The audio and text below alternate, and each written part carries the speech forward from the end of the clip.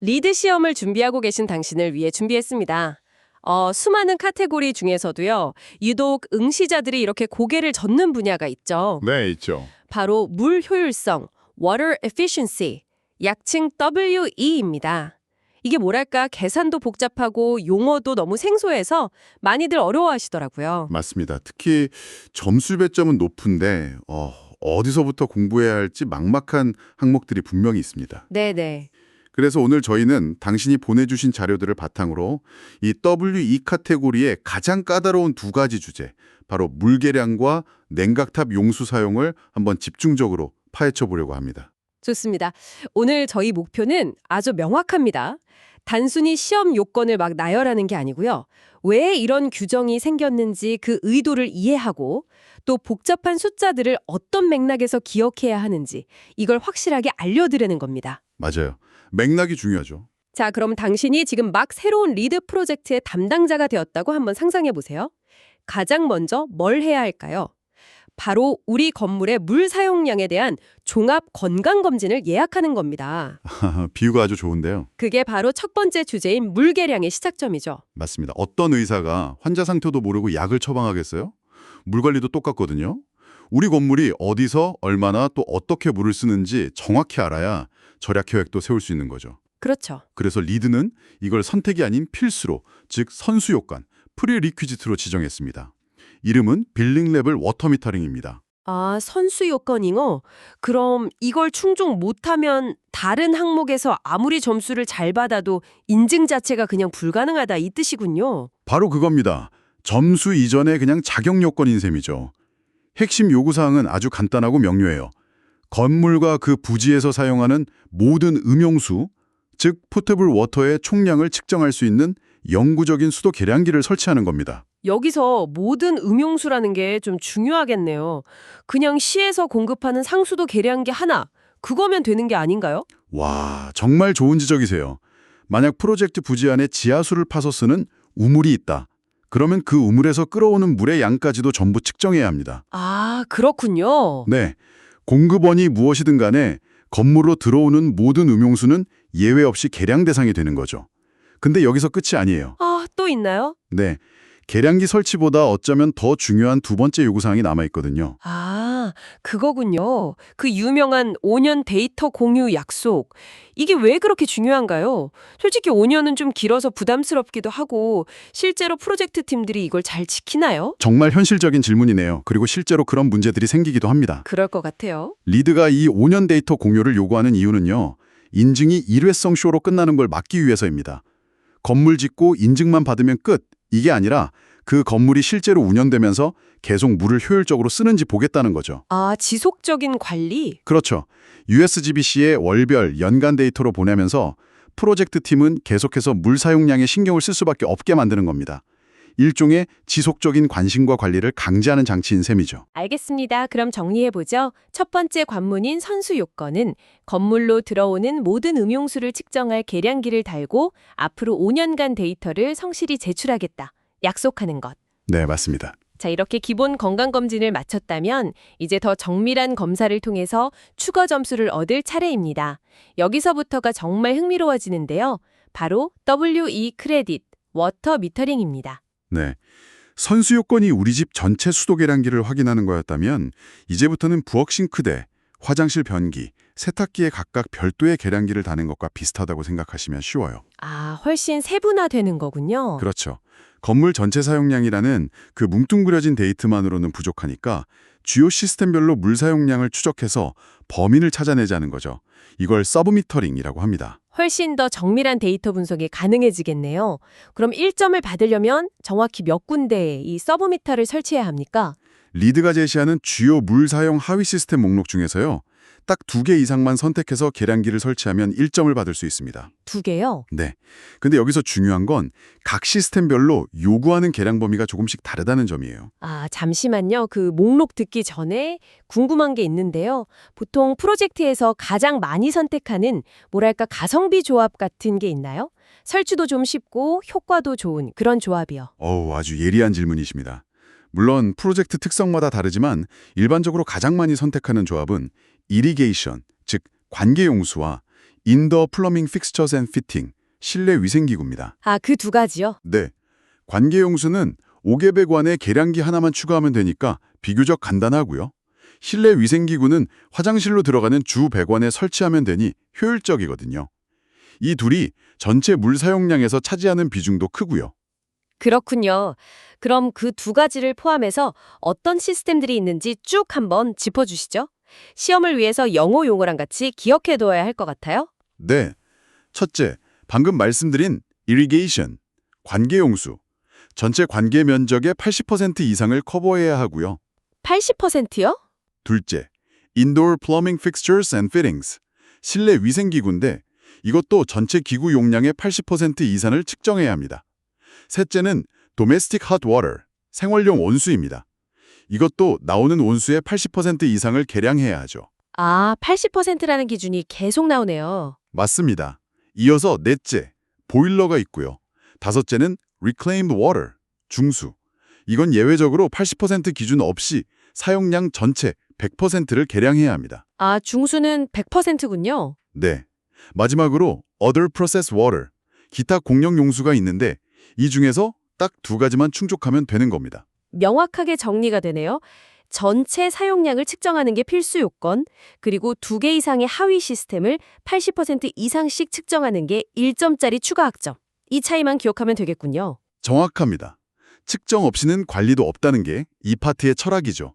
그럼 그 데이터가 가장 극적으로 그리고 가장 중요하게 나타나는 곳은 어디일까요? 이제 WE 카테고리에서 가장 배점이 높은 항목으로 넘어가 보겠습니다. 바로 건물의 심장이자 물 먹는 하마로 불리는 쿨링타워 워터 유스입니다. 네. 여기서 최대 2점을 얻을 수 있죠. 2점이나요? 네. 냉각탑은 대형 건물의 냉방 시스템에서 정말 핵심적인 역할을 하거든요.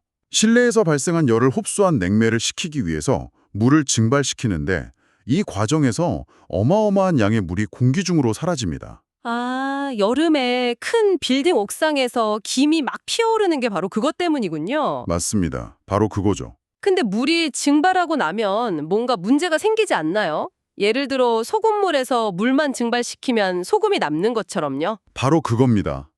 수돗물에는 눈에 보이지 않는 칼슘, 마그네슘 같은 다양한 미네랄, 즉 용해된 고용물, dissolved solids가 녹아 있거든요. 물이 계속 증발하면 이 미네랄들은 그대로 남아서 점점 농도가 진해지겠죠. 아, 마치 사골국물을 계속 끓이면 국물이 진국이 되는 것처럼요. 하하, 그 비유가 귀에 쏙 들어오네요. 정확합니다. 국물이 너무 짜고 진해지면 물을 더 붓거나 일부를 덜어내야 하는 것처럼 냉각탑도 그런 조치가 필요하죠. 그렇군요. 농도가 너무 높아지면 이 미네랄들이 배관에 하얀 돌처럼 달라붙어서 스케일을 형성합니다. 이걸 막기 위해 농축된 물을 주기적으로 버리는데 이걸 블로우다운이라고 합니다. 그리고 버린 만큼 새로운 물, 메이크업 워터를 보충해줘야 하고요. 그렇다면 이 항목의 목표는 명확해지네요. 블로우다운으로 버려지는 물을 최대한 줄이는 것. 그러려면 물을 최대한 여러 번 재사용하면서 버티는 능력을 키워야겠군요. 맞습니다. 그 버티는 능력을 나타내는 지표가 바로 이 크레딧의 가장 핵심적인 키워드, 농축 주기, 즉 Cycles of Concentration입니다. Cycles of concentration. 네, Cycles가 5라는 건 보충수 1리터가 증발과 보충을 거듭하면서 평균 5번 순환한 뒤에 버려진다는 의미입니다. 당연히 이 숫자가 높을수록 물을 아껴 쓴다는 뜻이 됐죠. 자, 그럼 이 cycles라는 핵심 개념을 바탕으로 어떻게 1점과 2점을 얻을 수 있는지 그 구체적인 단계를 파헤쳐 보겠습니다. 첫 단계는 뭔가요? 첫 단계는 적을 아는 것, 즉 우리 냉각탑에 보충될 물, 메이크업 워터의 수질을 분석하는 겁니다. 일회성으로 수질 검사를 해서 현재 우리 물에 어떤 미네랄이 얼마나 들어있는지 파악하는 게 시작이에요. 그리고 두 번째 단계가 아마 시험 준비하는 분들에게는 가장 고통스러운 부분이 아닐까 싶은데요. 반드시 암기해야 하는 5가지 파라미터와 그 한계치가 등장하죠. 맞습니다. 이걸 그냥 목록으로 외우려고 하면 정말 머리에 안 들어오거든요. 그래서 하나씩 그 의미를 짚어보는 게 중요합니다. 첫 번째는 칼슘 CaCaCO3이고 최대 허용치는 1000ppm입니다. 아, 칼슘. 아까 말했던 그 스케일의 주범이 바로 이 녀석이죠. 욕실 수전에 하얗게 끼는 물때 같은 거요. 맞습니다. 냉각탑 스케일의 80% 이상이 바로 이 탄산칼슘이에요. 그래서 이 수치를 관리하는 게 냉각탑 수질 관리의 알파이자 오메가라고 할 수 있죠. 그렇군요. 두 번째는 총 알칼리도인데 이것도 최대 1000ppm입니다. 이건 물이 얼마나 스케일을 잘 만드는 환경인지를 나타내는 지표라고 생각하시면 돼요. 그러니까 칼슘은 스케일의 재료고 알칼리도는 스케일이 잘 만들어지도록 돕는 환경이다. 이렇게 보면 되겠네요. 세 번째는 뭔가요? 세 번째는 실리카, SiO2이고요. 한계치는 100ppm으로 훨씬 낮습니다. 이건 좀 생소하실 수 있는데 유리 성분이에요. 한번 스케일로 만들어지면 칼슘 스케일보다 훨씬 단단해서 제거가 거의 불가능합니다. 와, 이건 정말 위험한 성분이네요. 그래서 한계치가 아주 엄격하군요. 네. 네 번째는 염화물, Cl-, 최대 250ppm. 이건 스케일보다는 배관에 부식을 일으키는 주범입니다. 마지막 다섯 번째는 전도도, 컨덕티비티. 2000 USCM과 한계치인데 이건 물에 녹아있는 이온이 얼마나 많은지를 나타내는 종합지표 같은 거예요. 아, 이렇게 하나하나 뜯어보니까 왜 이 5가지를 관리해야 하는지 이해가 확 되네요. 자, 그럼 수질 분석이 끝나면 마지막 3단계는 뭘까요? 바로 앞서 말한 핵심 지표, 사이클즈를 직접 계산하는 겁니다. 계산식은 아주 간단해요. 각 파라미터의 최대 허용 농도를 우리가 분석한 보충수의 실제 농도로 나누면 됩니다. 예를 들어서 칼슘의 최대 허용치가 1000ppm인데 우리 보충수 수질을 분석해보니 200ppm이 나왔다. 그러면 1000 나누기 200, 즉 5사이커스가 되는 거군요. 정확합니다. 이 계산을 5가지 파라미터 모두에 대해 각각 수행하고요. 그렇게 나온 5개의 사이클즈 값 중에서 가장 낮은 숫자가 바로 우리 냉각탑이 달성할 수 있는 최대 사이클즈가 됩니다. 아, 어느 한계치라도 먼저 도달하면 블로우다운을 해야 하니까요. 바로 그거죠. 자, 그럼 2, 3단계를 거쳐서 점수를 어떻게 받는지 보겠습니다. 먼저 1점을 받는 방법은 뭔가요? 혹시 10사이클을 넘더라도 최대 10까지만 인정해줘요. 아, 상한선이 10이군요. 네, 12가 나와도 10, 15가 나와도 10으로 보는 거죠. 그럼 2점을 받으려면 어떻게 해야 하나요? 여기에는 두 가지 길이 있다고 들었습니다. 맞습니다. 첫 번째 길은 적극적으로 물을 바꾸는 방법입니다. 연수기나 역삼투합 정치 같은 수초리 설비를 도입해서 보충소에서 스케일 유발 물질을 미리 제거하는 거죠. 아예 물 자체를 좋게 만드는 거군요. 그렇죠. 수질이 좋아지니 당연히 더 높은 사이클스를 달성할 수 있겠죠. 이렇게 적극적인 수초리를 통해 최소 10사이클 이상을 달성하면 2점을 받을 수 있습니다. 그러니까 1점은 주어진 환경에서 최선을 다하는 거고 2점은 아예 환경 자체를 바꾸는 거군요. 네, 그래서 두 번째 길이 있습니다. 바로 다른 물을 섞는 방법인데요. 1점 요건을 충족하면서 동시에 냉각탑 용수의 최소 20% 이상을 빗물이나 중수 같은 재활용된 비오염용수, 리사이클드 non-potable 워터로 사용하는 겁니다. 와, 이건 정말 중요한 전략 포인트네요. 수처리 장비에 큰돈을 들이지 않고도 빗물 저장 시스템 같은 것과 잘 연계하면 2점을 노려볼 수 있다는 거군요. 맞습니다. 자, 그럼 이 모든 것을 정리해 보겠습니다. 시험을 준비하는 당신에게는 결국 이 숫자들을 맥락과 함께 기억하는 게 중요합니다. 물계량에서는 2개 이상의 하위 시스템, 네, 냉각탑에서는 수질을 결정하는 5가지 핵심 파라미터, 1점과 2점을 가르는 기준점인 10사이클, 그리고 재활용수를 활용할 때의 기준인 20%. 이 숫자들을 중심으로 오늘 나눈 이야기들을 연결하면 WE 파트가 훨씬 입체적으로 보일 겁니다. 네. 오늘 WE 카테고리에서 가장 헷갈리는 두 축, 측정과 절약에 대해 깊이 있게 다뤄봤는데요. 오늘 내용만 잘 정리하셔도 큰 자신감을 얻으실 수 있을 겁니다. 그럼 마지막으로 오늘 나눈 이야기에서 한 걸음 더 나아가 생각해 볼까요? 냉각탑에서 수질 관리를 위해 어쩔 수 없이 버려지는 그 블로다운 용수. 이건 그냥 하수구로 흘려보내는 게 최선일까요? 흥미로운 질문이네요. 사실 그 블로다운 용수는 미네랄 농도가 높아서 냉각탑에서는 더 이상 못 쓰지만 다른 오염물질은 거의 없는 깨끗한 물에 가깝거든요. 바로 그 지점입니다. 만약 이 물을 조경 용수로 쓰거나 화장실 변기물로 재활용할 수 있다면 어떨까요? 냉각탑에서는 폐수지만 다른 시스템에서는 아주 유용한 수자원이 될 수 있지 않을까요? 물론입니다.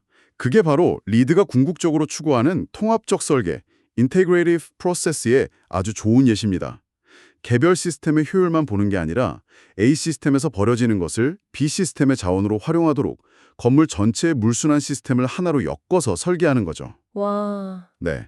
단순히 냉각탑 점수 2점을 따는 것을 넘어서 건물 전체의 물 사용량을 제로에 가깝게 만드는 진정한 지속 가능성을 고민하게 만드는 지점입니다. 시험 합격 넘어 실무에서 당신이 진짜 전문가가 되기 위해 고민해봐야 할 지점이 바로 이런 부분이 아닐까 싶습니다. 냉각탑에서 버려지는 물은 어디로 흘러가야 할까요? 이 질문을 당신에게 남겨드리며 오늘 분석을 마치겠습니다.